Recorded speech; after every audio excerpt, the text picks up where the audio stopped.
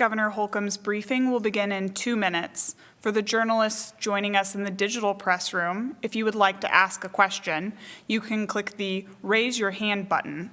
When you're called upon, we will unmute your microphone, and then you will have to unmute your own microphone.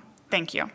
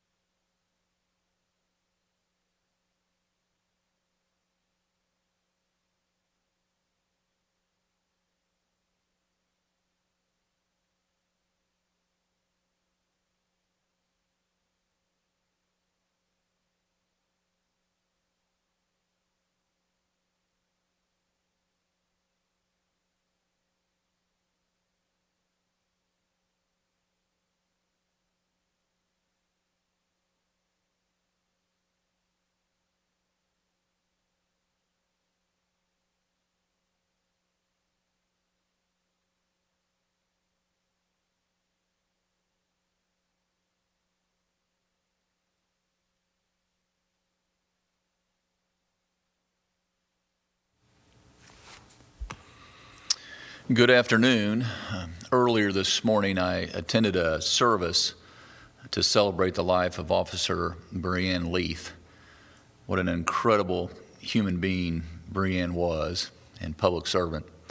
She wore 3 different uniforms. She served in the Indiana Army National Guard. She served and wore the uniform at the Department of Corrections here at the state, and then ultimately realized her lifelong professional dream and served with her brothers and sisters at the IMPD. She had a profound impact on everyone that she came into contact with, way beyond her incredible smile. She had such an influence on her coworkers and inmates at our Department of Corrections. She oversaw the We Ones program. And I've asked the commissioner of the Department of Corrections, Rob Carter, and our chief medical officer, Dr. Doss, to come up and share a few words about how we here at the state of Indiana are going to continue to make sure that Breanne's legacy lives forever. And I would just ask that you also keep Tom and Jennifer, her parents, Tiana, her sister, and Zane, her son, in your thoughts and prayers as the days and weeks and months and years ahead unfold. Rob? Thank you, Governor. My team was blessed to have several minutes of video footage from a documentary that was filmed at the women's prison a few years ago.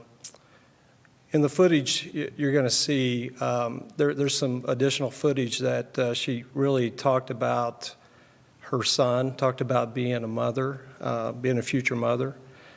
She talked about respect and admiration for her dad, who was a police officer. And coming from a family of police officers myself, that touched me personally. She talked about her goal of being a police officer someday. She was hardworking, dedicated, kind, and compassionate. I could go on, but what really stood out for me was she truly cared about the babies and the mothers in this program, and she treated the babies like they were her own. There's no doubt in my mind that she was a good mother, and that's the best compliment that any of us can receive as a parent. In the special little nursery, if you can imagine, these babies are born in a prison, and they spend the first few months of their lives in a prison. So we felt it would be highly appropriate for us to rename this nursery after Officer Leith. and hope these babies that are born will use her memory as an inspiration.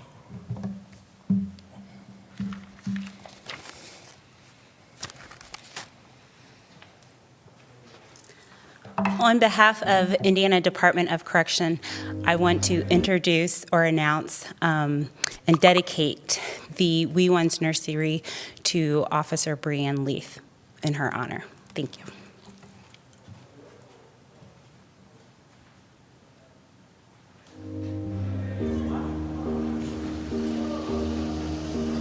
How's the baby? Your skin looks amazing, little girl. And this hair. When does she go out again? She should go for her monthly checkup. So they already said her levels are all down. She's fine. Hi. Hi. She's just looking. Do you feel better? Huh? You feel better? She is so beautiful. Oh, she's so cute. I hope my baby's cute.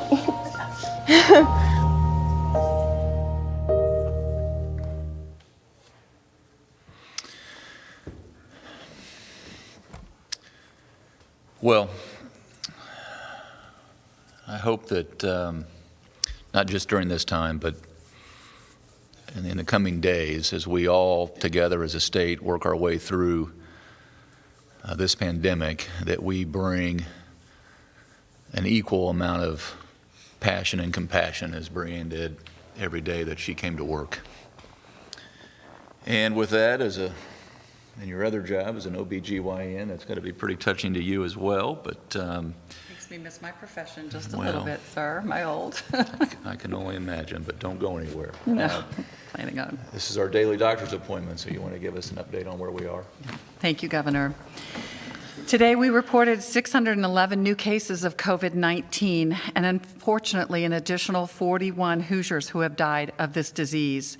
We also had 2,735 new tests reported to us, and have now had more than 51,000 Hoosiers who have been tested for the novel coronavirus. You can also see the deaths that we've had per county, and as you can see, the number of tests that we've had per county has increased to over that 51,000. When we look at our availability for ICU beds, we can see that we still have about 45% of those beds available, with about 24% that are being used for COVID-related patients, and about 32% for non-COVID related patients. And when we look at our ventilator patients, we still have about 76% of our vents available, and about 14% of those being used are being used for COVID-related patients, and 10% for non-COVID. So these are amazing statistics. They've remained very steady. And we're very pleased to see that. We reported earlier this week that we had an offender at Westville Correctional Facility that had died of COVID-19. We're seeing an increasing number of cases in jail and correctional facilities across the state. We now have greater than 80 offenders at Westville that have tested positive, and our strike teams have been conducting testing in 2 other facilities. I know that our facilities are isolating the symptomatic individuals and positive individuals, but I want to emphasize how incredibly important it is for staff to take all the precautions, including wearing their masks and practicing good hand hygiene. Like any congregate living situation, our correctional facilities are ripe for rapid transmission of COVID-19. We have to do absolutely everything possible to limit the spread of this infection to our vulnerable populations. I also want to provide an update on our healthcare reserve workforce, those volunteers, over 14,000 of the individuals who completed our original survey. Already more than 4,000 have been matched to requests within healthcare systems, and those include 4,062 healthcare reservists and 382 student volunteers. We're continuing to survey these volunteers on a weekly basis and currently have 6,454 available healthcare workforce reserve available to work part-time or full-time. So if you're a healthcare system with a need, please reach out through the healthcare facilities, have received contact information on how to reach us, and we will connect you with those volunteers so that we can make sure we're helping you with your workforce needs. Finally, I want to give you the latest update on our drive-through clinics. Through 3 days, we've tested more than 1,300 people in 4 locations in Evansville, Fort Wayne, Gary, and Sellersburg. That brings our total number tested through drive-thrus to more than 2,200 individuals when we add the Maryville drive-through clinics in this past week. We're still calculating the positivity rates, and we'll hope to be giving you that information in the next couple of days.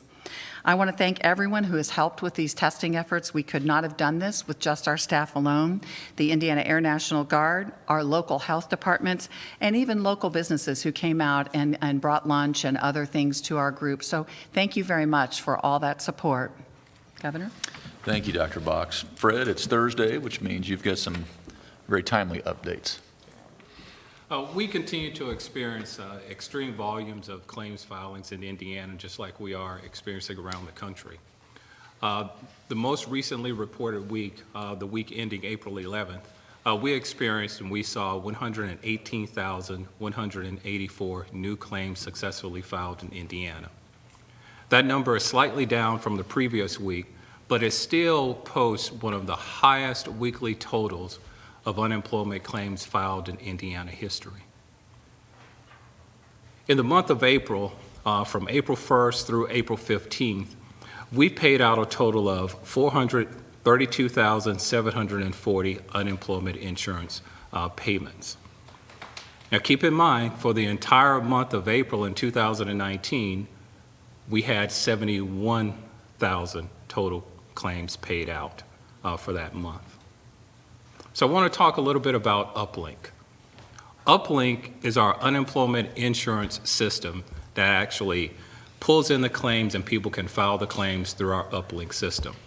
We've made a variety of changes to our Uplink system over the past few years, and our Uplink system is really holding its own, and it's really handling the extreme amount of claims that are being filed. But along with extreme amounts of claims come extreme amount of phone calls. So one of our greatest challenges remains the high call volume, just like with any other state in the nation right now.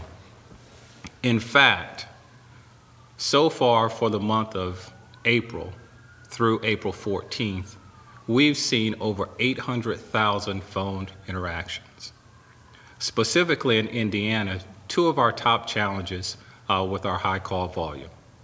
One is wait time, and the other one has been dropped calls. We've identified the cause of our dropped calls, and we're addressing those now. We've implemented a new callback feature, and individuals are taking advantage of that new callback feature now. We are seeing the metrics trending in the right direction for our call center. But one thing that we know is that those metrics aren't moving fast enough, and that not enough Hoosiers are feeling the positive effects of those metrics. So we're going to continue to work on this. We're going to continue to make adjustments as we go. And we continue to ask that you be patient with this system, because with this extreme amount of calls and this extreme volume, our system is being taxed, and we're trying to make sure we make adjustments to better serve Hoosiers. Now I'd like to give an update on our pandemic unemployment compensation and our pandemic unemployment assistance programs. First, I'll talk a little bit about the pandemic unemployment compensation. As I reported some time ago, individuals should start seeing those pandemic unemployment compensation payments begin the week of April the 20th. We're a little bit ahead of schedule right now, but we will have a slight inconvenience this evening.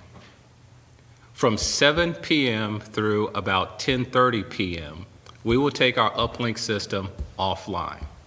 We will take it offline to update it so we can have an implementation of our PUC system.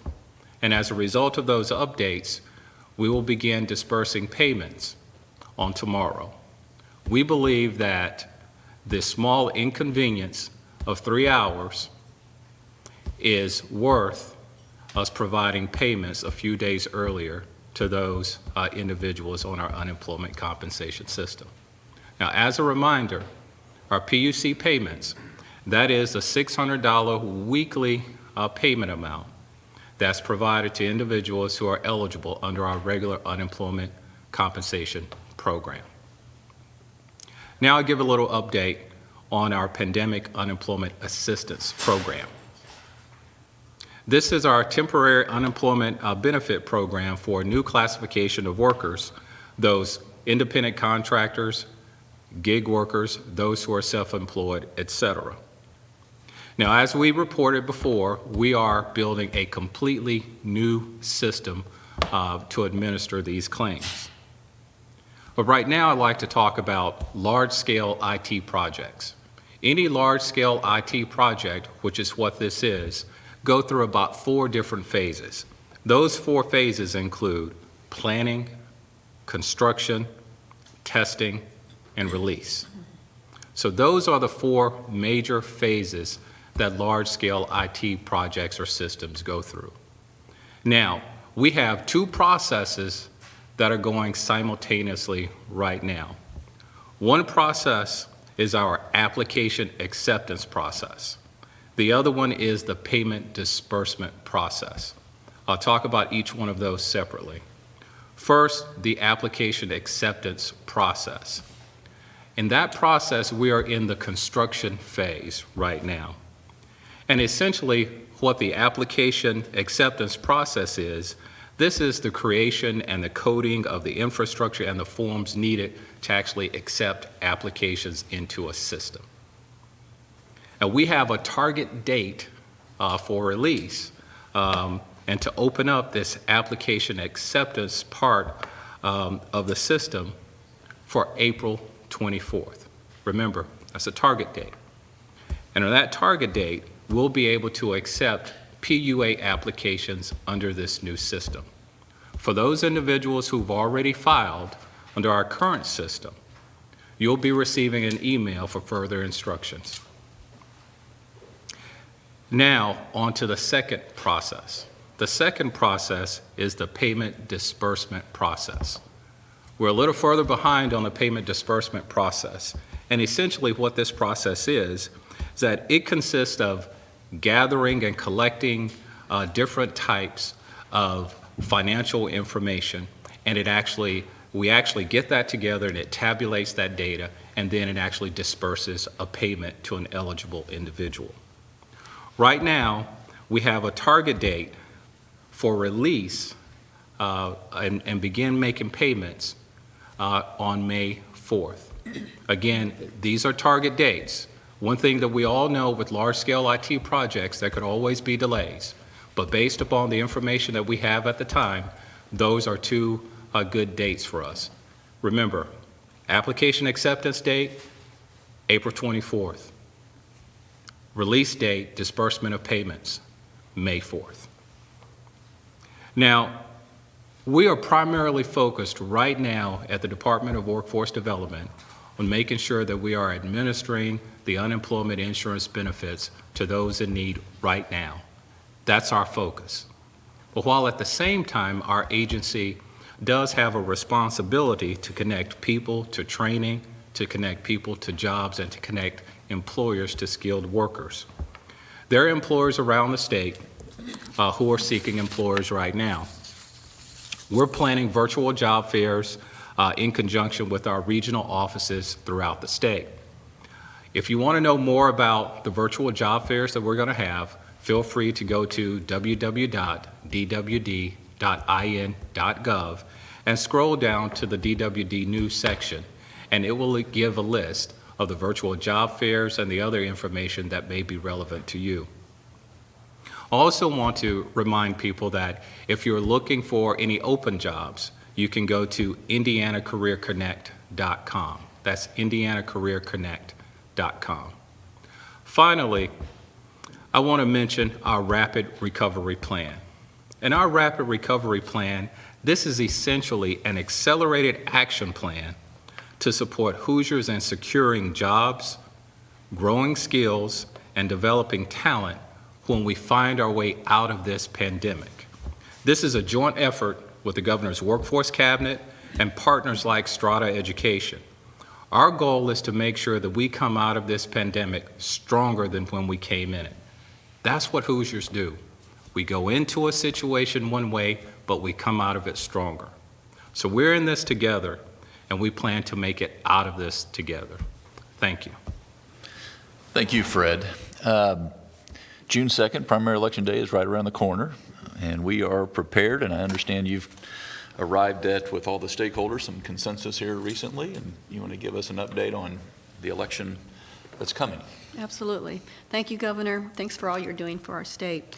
I'm pleased to announce that together with the Indiana Republican Party Chairman, Kyle Hupfer, and the Indiana Democratic Party Chairman, John Zodi, my office will be making further recommendations to the Indiana Election Commission regarding the June 2nd primary election. The Commission will be meeting virtually tomorrow on Friday, April 17th at noon, and you can find the Zoom meeting information on the Indiana Election Division website. These recommendations come after many discussions with county clerks and election staff, the state parties, the Indiana Election Division, and they represent what we believe to be best practices for an unprecedented election cycle. You all know that on March the 25th, the primary election date was moved from May 5th to June the 2nd. And at that time, constraints around absentee vote by mail were lifted. And as of this morning at 7:30, over 70,400 voters have requested an absentee ballot. Any registered voter can request an absentee ballot by mail, and it's very easy. You call your county clerk and request an application be mailed to you, or you can go to indianavoters.com to print an application, fill it out, sign it, and return it to your county. And remember, May 21st is the deadline to request an absentee ballot. Early in-person voting will take place. It's a limited time period. It's normally 28 days in our state. But starting May the 26th, the Tuesday after Memorial Day, and until Saturday, June the 1st, we will have in-person early voting. I would caution you, please check with your county as locations may be different than past locations. In-person Election Day voting will take place on June 2nd. And again, check with your county because locations could be different from past elections. The Indiana Election Commission will also, their order will also be accompanied by health and safety information for counties. As recommended by the Center for Disease Control, we plan to address the potential coronavirus threats by minimizing direct contact among Hoosier voters and election staff, educating poll workers on sanitation best practices, and ensuring polling locations are supplied with the necessary personal protective equipment, all while maintaining the highest standard of election security. The Indiana Election Commission order will also give counties flexibility in establishing precinct and vote center locations, as well as central count locations. Indiana is applying for the federal election COVID-19 funds in the amount of $7.9 million. We are using that money to purchase masks, gloves, hand sanitizer, cleaning and disinfecting supplies for voting systems, electronic poll books, and general services. And we will be distributing those supplies to the counties. Federal and state dollars will also be used to communicate important information to voters, like deadline to register is May the 4th, encouraging people to vote by mail, and the deadline to request a ballot, again, is May 21st. Also, those ballots must be received by the county clerk by noon on Election Day. We will also be using social media to recruit high school students, college students, and the recently unemployed to represent their party at the polls in an attempt to recruit younger election workers. Voters and reporters alike should prepare for delayed primary results. Some clerks may be operating with reduced staff or unfamiliar resources, and the volume of absentee ballots may require counting to last longer than normal. Again, I want to thank Chairman John Zodi, Chairman Kyle Hupfer, the Indiana Election Division, Indiana's 92 hardworking county clerks, and the Indiana Election Commission members for their work on this issue, and especially Governor Holcomb for his continued support. You know, we have never experienced anything like this before, but I have to tell you, I am very encouraged by what I am hearing from election workers around the state. We're going to keep marching forward, and we are going to make sure that Hoosier voices are heard on June the 2nd. Thank you. Thank you, Secretary Lawson. Proud of all that you've taken on and all that you've executed in setting us up for a safe and secure election on June 2nd. Let me just state the obvious. We live in a patriotic state, long have. One of the benefits of that is we've been able to enjoy a strong National Guard presence. And it's always been the case. We're known around the country as one of the top Guard states in America. But it's never been more obvious on the ground in our state, I think, on a perpetual minute-by-minute basis than what we're going through together right now and the Guard's oversized influence in this whole execution. And I just wanted to say thank you to Adjutant General Lyles for leading this effort on the ground. These folks, about a month ago, we activated the Guard and we sent out about 900 guardsmen. And these are folks that have, by definition, another job.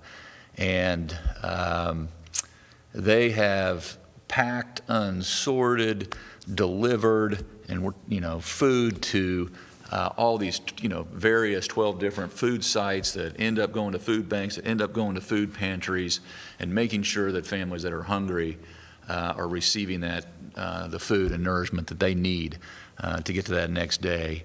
Obviously, they're trained to do this, but this is a joint exercise. Fred, you mentioned this was a joint exercise in your arena, but they're working with our state police, and they're working with NDOT, and they're working with the Department of Health, and it's just hand in glove. And we would have been much slower out of the gate had not they trained and practiced and planned and trained more to put us in this position to where we're playing offense and turning and burning on a daily basis. So I just wanted to take a few moments just to say thank you for this military precision that's being implemented and executed on a daily basis. Also, just a couple quick items before we get to the Q&A portion. Earlier today, about 2 p.m., a number of states, mostly all Midwest states, Minnesota, Michigan, Ohio, Wisconsin, Illinois, Kentucky, and Indiana signed on to jointly as well make sure that one another, our neighbors, are informed about the actions that we're taking.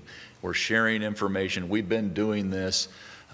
Indiana's part of that group, and then I'm also, as I've mentioned in some of these press conferences in the past, working with Ohio and Kentucky also on primarily that southeastern quadrant of our state. And so you see this, if the trends continue and we continue to make progress, we're all thinking about that smart restart opening of our states in a very gradual, methodical way if the numbers continue to hold and the trends continue to hold. So just wanted everyone to know that we're not just talking to ourselves. Our general counsel and our health department and our staffs are also, in addition to me talking to my cohorts on a regular basis, we're starting to formalize those discussions in a much more regular way. Earlier today, I sent out a letter requesting input from a lot of our major associations representing our retailers, our manufacturers, our medical device association, construction industry, tourism, realtors, sports and cultural events, large gatherings, each asking them by the 22nd of this month, so that's next Wednesday, to get us their recommendations, their suggestions on modifications, changes that they'll make in the workplace that will encourage and give their employees a high sense of confidence that it's a safe place to go back to work. And so we're asking for that by the 22nd of April so that we can, in May, hit the ground running and not have to hit the pause button. We're doing our work right now. So we'll continue to be driven by the data and the numbers and what's actually happening. You'll get those daily inputs every day. But in the meantime, underneath the surface of the water, there's a lot of work that's happening. And with that, Rachel, we'll go right to the Q&A. Adam Van Oosdel, Hannah News. Hello, Adam. Good afternoon. Good afternoon, Governor. Ohio's governor, I think, just announced today that they plan to start reopening the economy May 1. How does that date sound to you, and do you think that that would be possible here in Indiana? Well, I just talked to the governor earlier today. We're both thinking about May. I'm not being date specific. I'm going to be looking at the numbers. We've said all week long here in the state of Indiana that these next few days are very important to us. We want to see this trend hold. We want to see the numbers hold. We want to make sure our capacity is where it is and continues to improve, quite frankly. So I'm not putting a May 1 date out there, or May 2, or May 7, or May 8, but we are thinking early May. Elizabeth, PBS, Michiana. Good afternoon, Elizabeth. Good afternoon, Governor. Today, Indiana's U.S. Senator Mike Braun announced his appointment to the White House Reopening the Economy Committee. And I wanted to know if you will be calling Senator Braun to talk about how Indiana can best coordinate with the White House. And I also had a question for Secretary Lawson, which is, why did the state decide to use the $7.9 million in federal funding on masks and gloves and safety equipment rather than opting for a vote-by-mail primary in 2020? You want to take that first, or you want me to go first? Okay. Yes, I will call Senator Braun. We talk, we keep in contact, not just one-on-one directly, but our staffs do as well. I share his sentiment. We want to make sure that we restart in a safe fashion. And he's seeing the numbers that we're seeing. And with these improvements means we need to be planning accordingly. I'm actually going to be jumping on a call with the President of the United States. I'll jump on about 30 minutes into the phone conversation because I'm going to complete this first. But there's a call today at 3 p.m., the President with governors all over the country. And we'll learn more what's on the President's mind as well. And then we'll continue to, as we have from day one, working with our entire congressional delegation, including, as you saw, Senator Young in here yesterday with us and with Senator Braun. So we are applying for the federal COVID-19 election funds, the $7.9 million, and we have purchased a number of, or contracted for a number of personal protective equipment. I want to say first that we've been very deliberate and careful not to solicit vendors who supply critical care needs or interfere with those supply lines. We have made it much easier to vote by mail in Indiana, but I also have to say that it's what we have done is we've made the process easier to request an absentee ballot.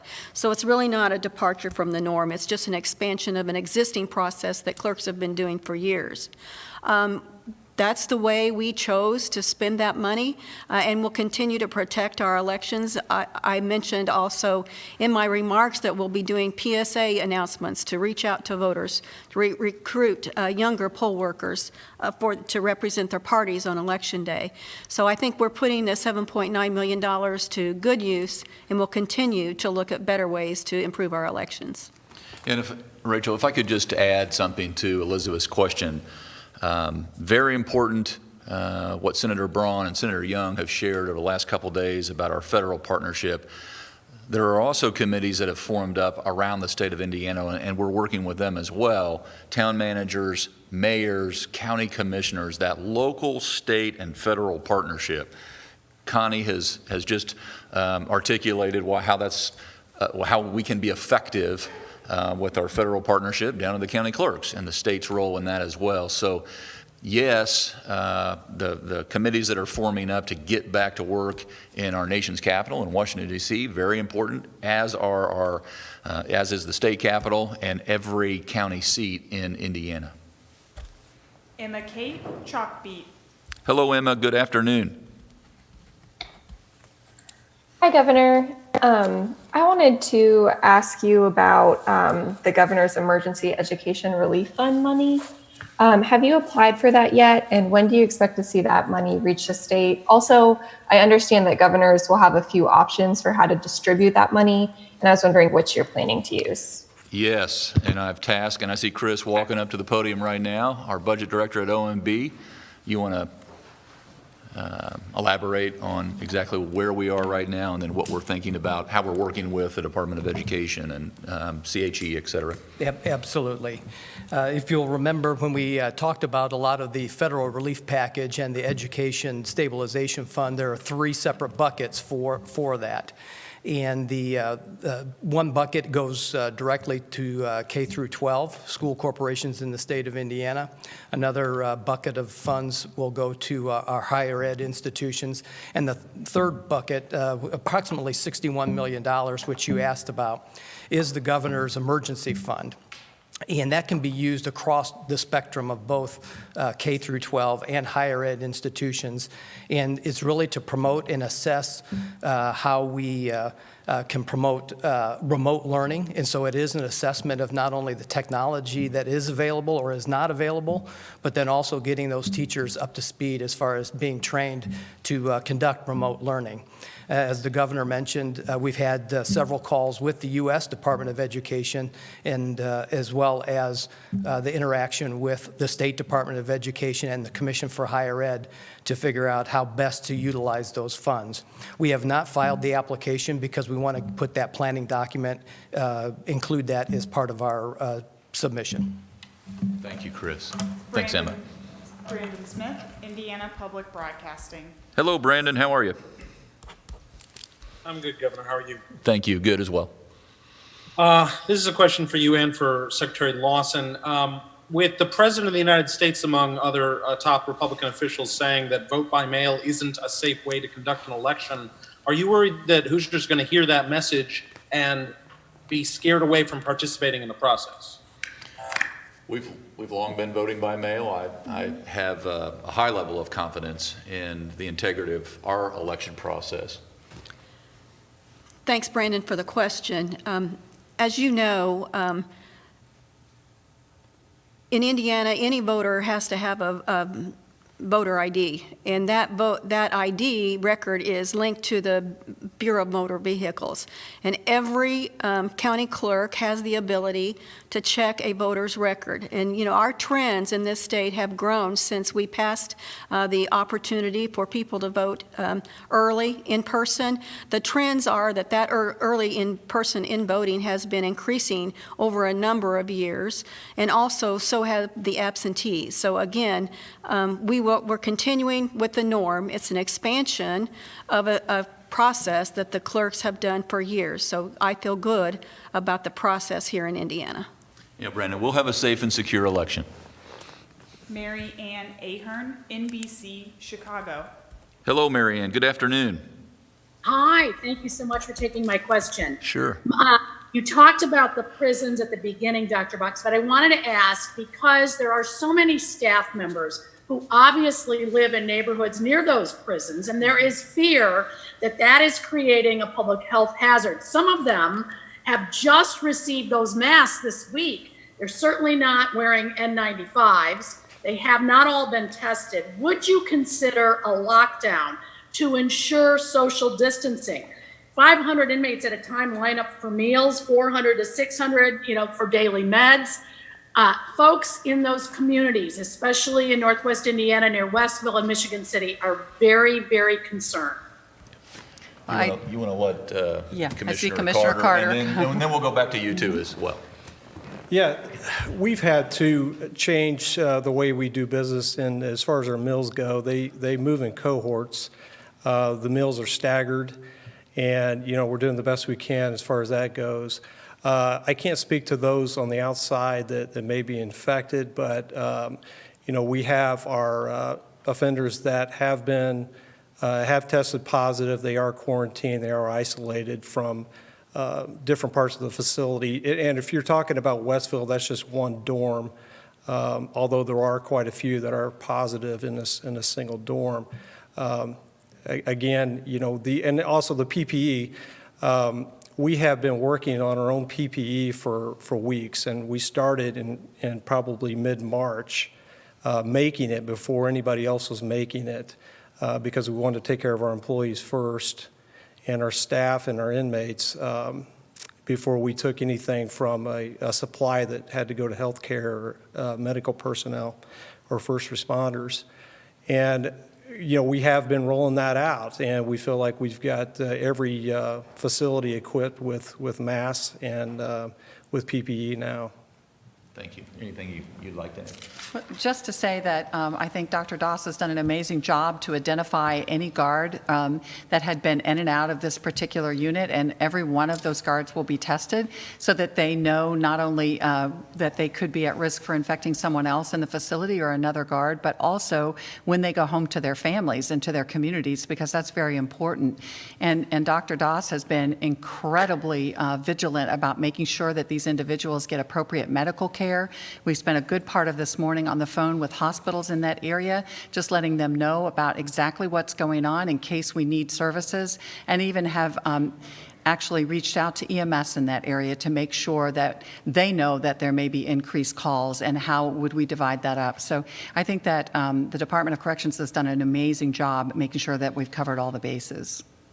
Mary Mills, WTHR. Good afternoon, Mary. Hello, Governor. I have a question for Dr. Box and Secretary Lawson. And Secretary Lawson, I'll start with you. Marion County has encouraged voters to vote absentee for safety reasons. Wondering if you too would encourage that. And also, I presume you're expecting a big jump in absentee votes, and I'm wondering if you have any idea by how much. Well, I will encourage voters to vote absentee, and I've been doing that for weeks now. And we do plan to do some PSAs and continue to encourage voters to vote absentee. But, the fact of the matter is there are some people that feel very, very strongly about voting in person. And so we also have decided that we would cut down the number of days of early voting. So what it really works out to, because we didn't want to have in-person voting only on election day because we felt like that would be too many people congregating at the same time. And so that's why we have instituted early voting. So what it totals to is about 8 days of in-person voting. Hopefully that will spread the number of people in any one location out so that, there won't be close contact with poll workers and election workers and the voters at the same time. Okay, my question for Dr. Box is, earlier this week, I think you said that allowing long-term care facilities to move patients to other facilities and also across county lines was not only scientifically sound, but that it would protect residents from getting COVID-19 and improves the quality of life for those who tested positive. But the county health officers we've talked to say they're not quite familiar with the science you were referring to, and they say that a lot of studies show residents often fare poorly when moved. Can you just tell us kind of what studies or specific evidence you were referring to when you said that the order was scientifically sound?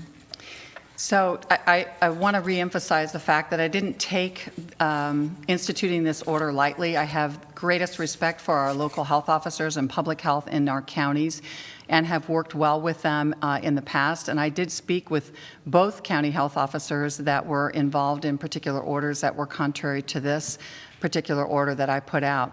Centers for Medicaid and Medicare Services, along with the CDC, has made it clear in their recommendations that it is very important that we have the avenue to discharge patients from the hospital when they're COVID positive to facilities where we know that they can be cared for safely and they'll be able to get back on their feet. Many people will not be able to return to their home because it will take a while for them to feel better, especially as they're usually more elderly.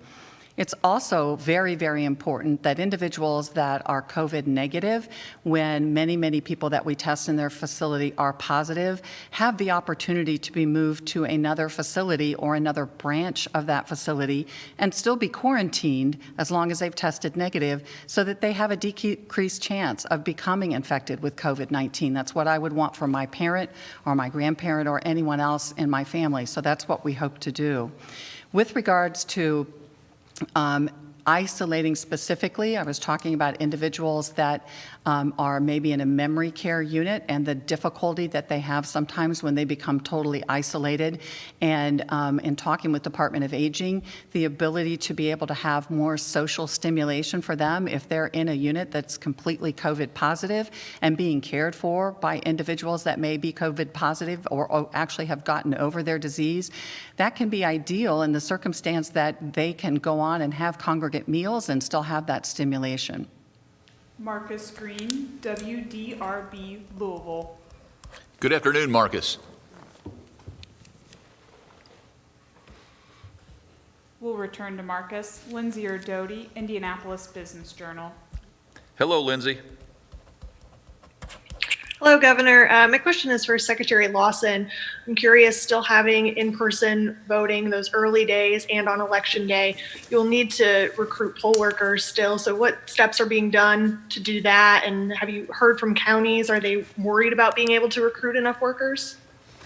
Well, we have heard from counties, and they are having some difficulty recruiting poll workers, and that's why we plan to help them recruit high school students, college students, and recently unemployed people with our outreach.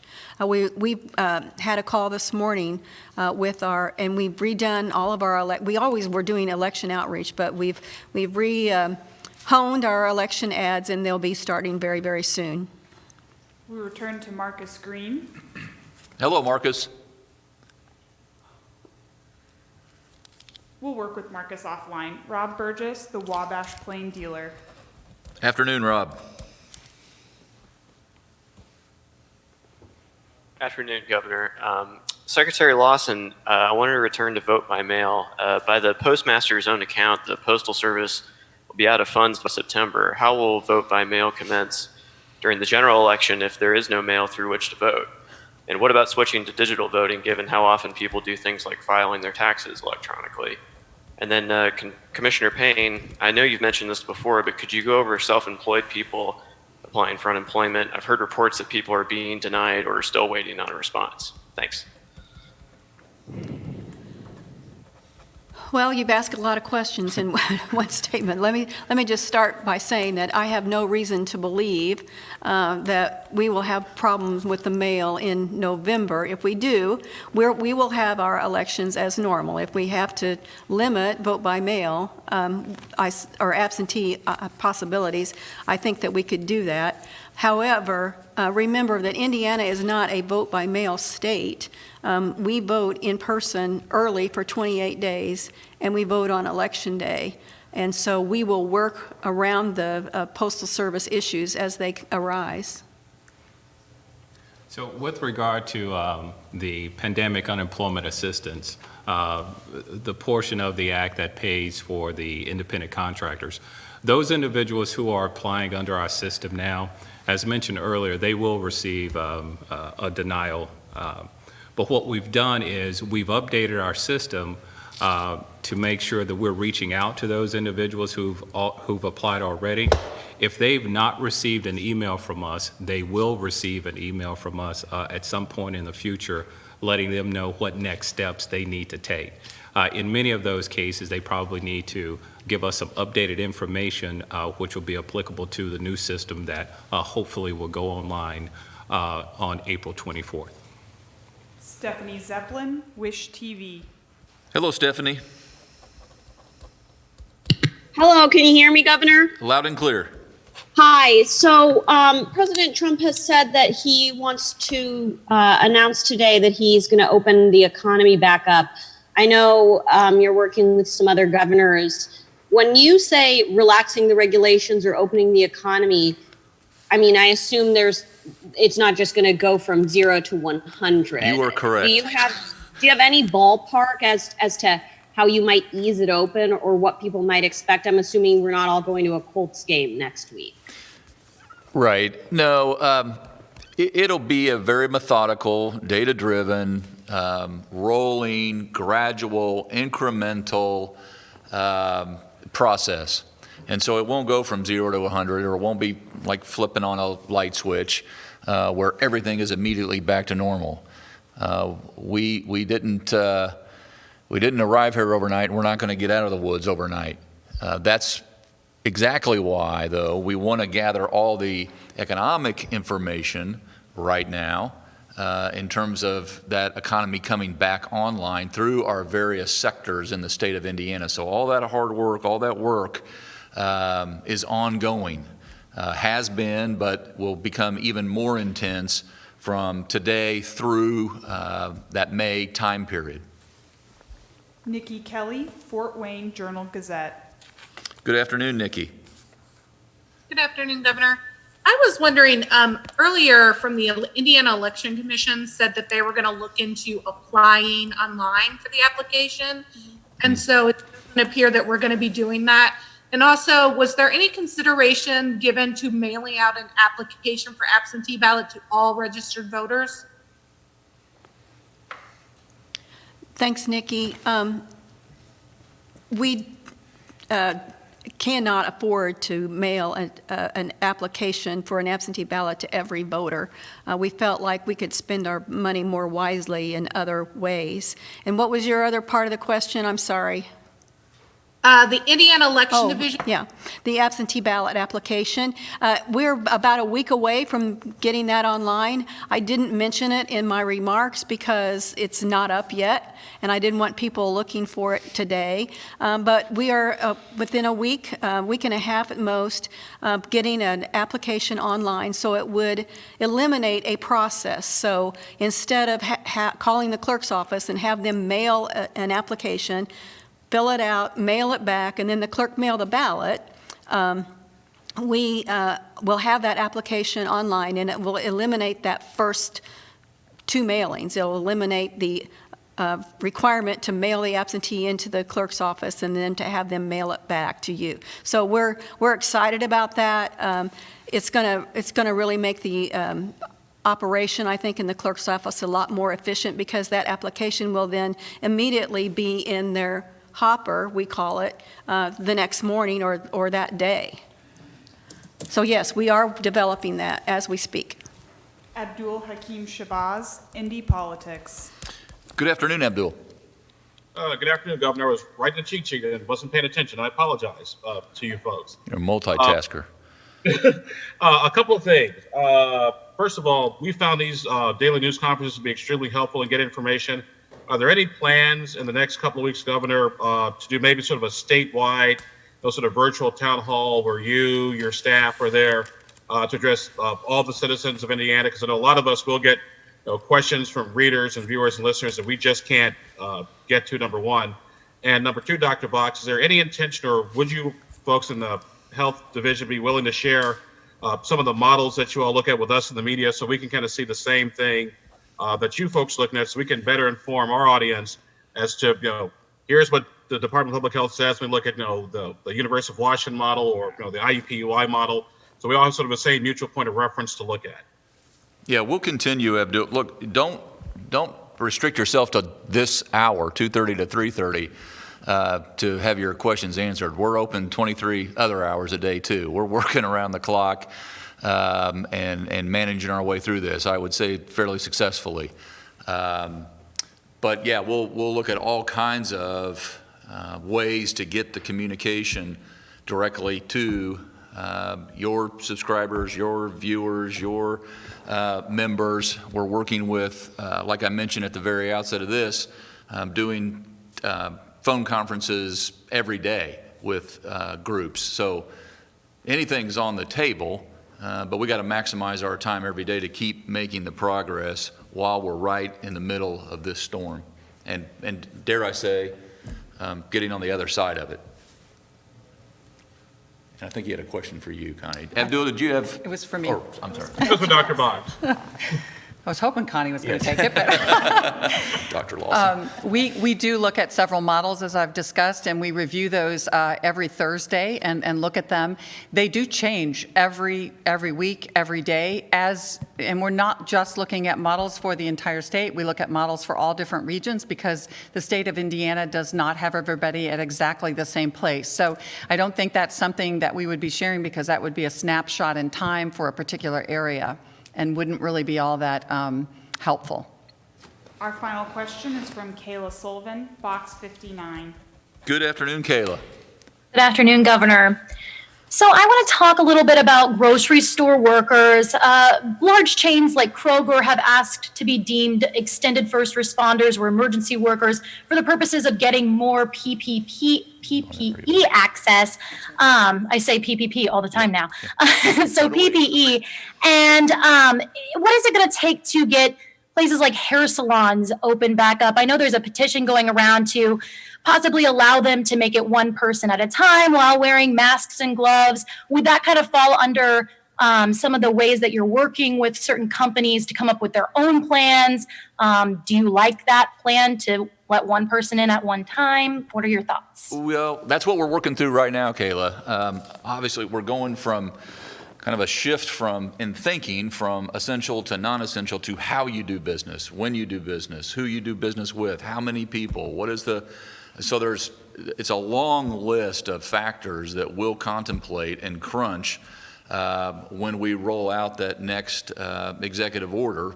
And you might want to talk about our specific questions about grocery store workers, how we prioritized that front line.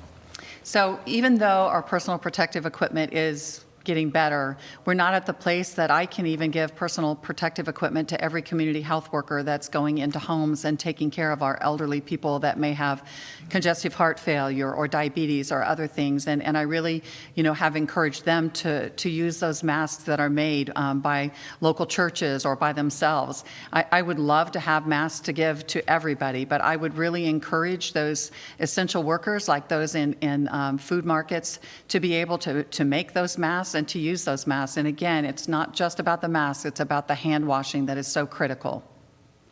Thank you for joining today's briefing. Governor Holcomb's next briefing will be tomorrow at 2:30 p.m. Eastern.